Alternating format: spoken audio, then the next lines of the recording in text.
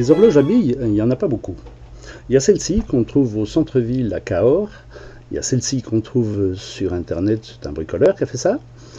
Et il y a celle-ci qu'on trouve sur mon bureau, mais qu'on peut acheter aussi sur internet pour une cinquantaine d'euros. Elles ont toutes 3 systèmes distincts. 1. Une remontée de billes. 2. Une base de temps. 3. Un affichage sur un cadran qui se trouve au-dessus. Derrière, remontée de billes et base de temps. Devant, affichage des billes. Derrière, remontée des billes par un levier, c'est aussi la base de temps. Et devant, affichage des billes.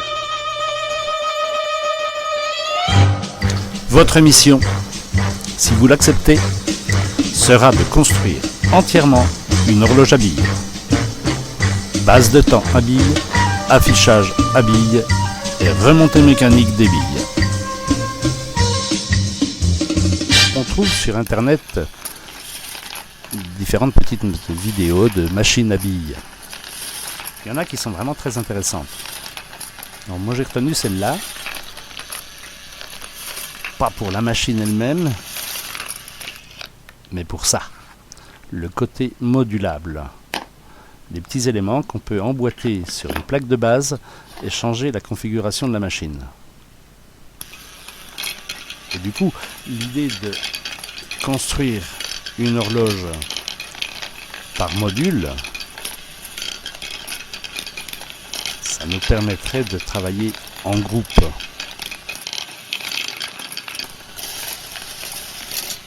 Si on travaille en module, il faut en faire 3.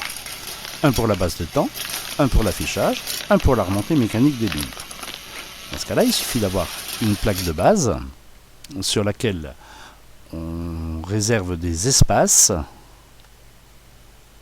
en arrière pour la remontée des billes, au milieu pour la base de temps et en avant pour l'affichage.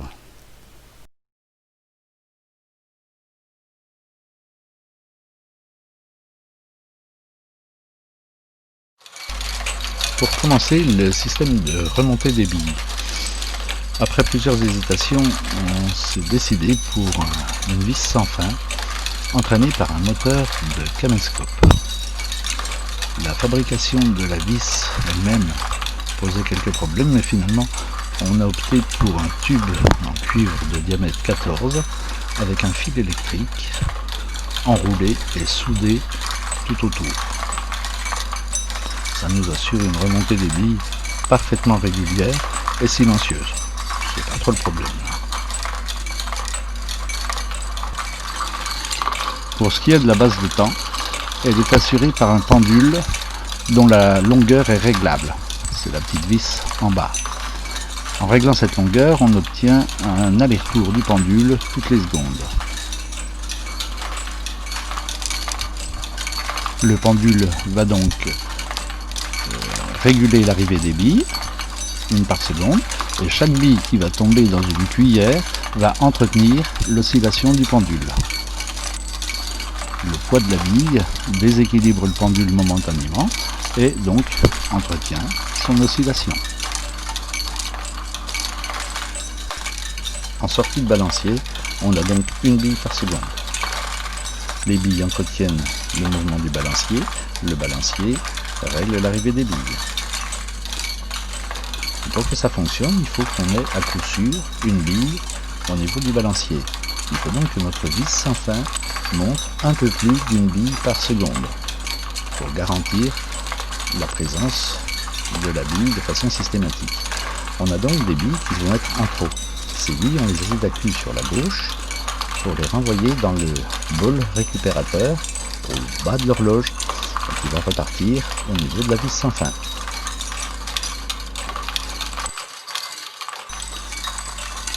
Pour l'affichage, une bille par seconde, ça faisait beaucoup.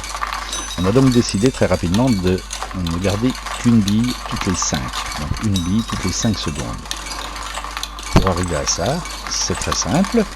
On jette la première, on jette la deuxième, on jette la troisième, on jette la quatrième et on garde la cinquième. Deuxième, troisième, quatrième, on garde la cinquième. On jette la première, la deuxième, etc. La cinquième bille, on va arriver sur un système oscillant qui va pivoter une fois sur la gauche, une fois sur la droite. Sur la droite, cette fois sur la gauche.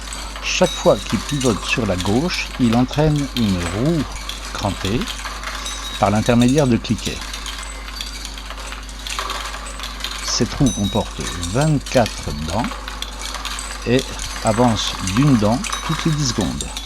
La roue fera donc un tour toutes les 240 secondes, soit un tour pour 4 minutes.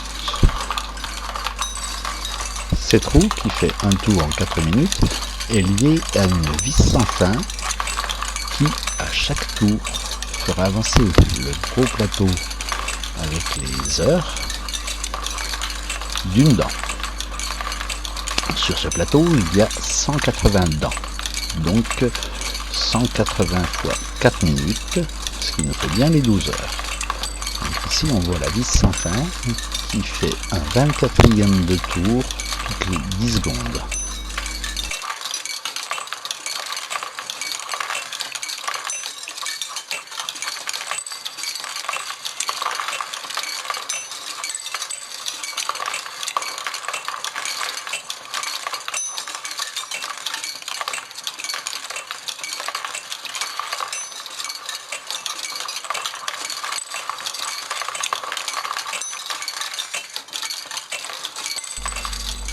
Pour l'affichage des minutes, on utilisera le même axe.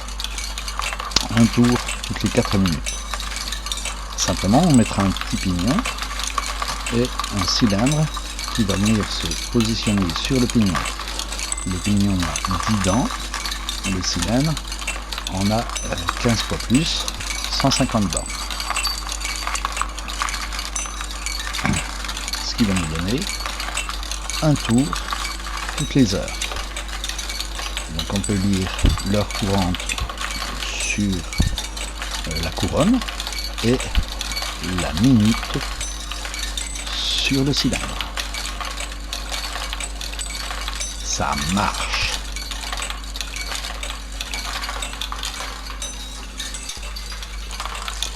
Le plus gros problème qu'on ait rencontré finalement, c'est la récupération des billes. On a des billes qui arrivent, 4 billes d'affilée de l'affichage, la 5e arrive par une autre voie et le surplus par une 3e voie. Ces 3 sources qui arrivaient au même endroit, ça arrivait à coincer. On a pu régler le problème en faisant un bol dans lequel les billes s'organisent d'elles-mêmes. On a maintenant un système qui fonctionne et qui est précis sur 24 heures à la minute près. Un beau travail des élèves de 3e qui n'ont pas manqué d'imagination.